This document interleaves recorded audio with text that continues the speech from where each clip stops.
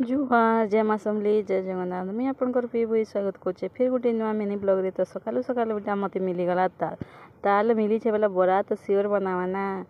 तो ताल के पहला आम धुई नमा आ तार यहाँ छाली सबू के अलगे नमा आउ भितरटा कि रस बाहर करामा एटा हाथे बाहर कराले भी हेसी। मुई तो नहीं जानली बोले देख यहाँ चटूरे कोई नेली तुम्हें क्या बोलस जी भात छानलाटा कि आम तो चटू बोलसुँ। तो इथुन कले बहुत इजी रे अलगी जासी। आ इनु देख बाबू भी मोर संग करी लागुला देख न केना करुचे जे सब बेले गोटे जान करब करी लागुसी पूरा जानू कि नहीं जानू तापर ताकि सीझे नमा। तो इन मैं चाउल भी बटाटा रखीदेली से देनेली आउ से ताल के भी देनेली दुईटा मिक्स कर नमा तापर नून आ चीनी तुम जिते मीठा खाइब तार अनुसार देदेव। तार गरम हो तेल की इे तेल रे छानी नब आउ एना रेड रेड हबार तक छानब आउ एना लाल होगले छानिक अलगे आनब आ बेसी छानी हेले एटा पिता लगी जासी तो बेसी ना छानबे।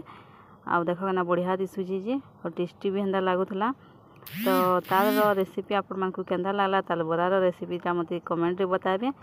फिर देखा नुआ गोटे मिनी ब्लॉग रे बाय।